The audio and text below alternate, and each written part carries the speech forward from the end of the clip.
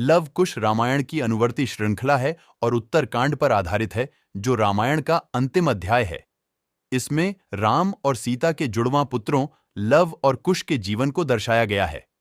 राम के राज्याभिषेक के बाद उन्हें सीता की गर्भावस्था के बारे में पता चलता है और अयोध्या के नागरिक उनके चरित्र की गपशप करते हैं, क्योंकि उन्हें लंका में रहने के लिए मजबूर किया गया था।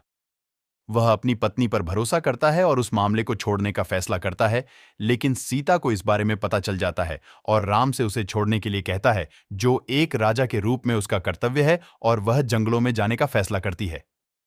उसका भाई लक्ष्मण इसका विरोध करता है, लेकिन व्यर्थ में, और उसे जंगल में छोड़ देता है, जहां वह अर्षि वाल्मीकि से मिलती है, जो राम के जीवन की घटना रामायण की रचना कर रहे थे।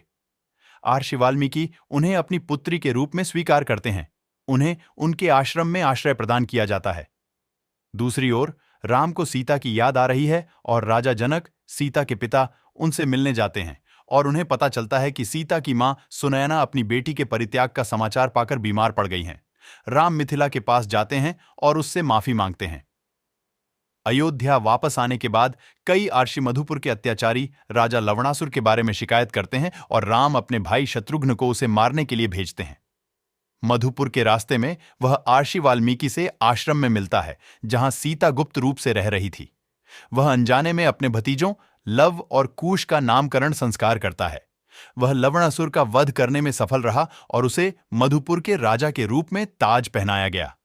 जैसे जैसे साल बीतते हैं, लव और कुश को अर्षि वाल्मीकि के अधीन प्रशिक्षित किया जाता है और उनके द्वारा रामायण सिखाई जाती है। कुश के मन में हमेशा एक सवाल था कि राम ने सीता का परित्याग क्यों किया, यह नहीं जानते हुए कि सीता कोई और नहीं बल्कि उनकी अपनी मां है, क्योंकि वे उन्हें वन देवी के नाम से जानते थे। 12 साल बाद राम एक अश्वमेध यज्ञ का आयोजन करते हैं और उनके द्वारा घोड़े को रोक दिया जाता है, क्योंकि वे अपने सवालों का जवाब जानना चाहते थे। वे लक्ष्मण, भरत और शत्रुघ्न के साथ लड़ते हैं और अंत में अपने पिता के साथ लड़ने वाले होते हैं, जब वाल्मीकि हस्तक्षेप करते हैं और लड़ाई समाप्त करते हैं। शाम को वे सीता के पास जाते हैं और उन्हें दिन की घटना के बारे में बताते हैं, और सीता उन्हें बताती हैं कि राम उनके पिता हैं।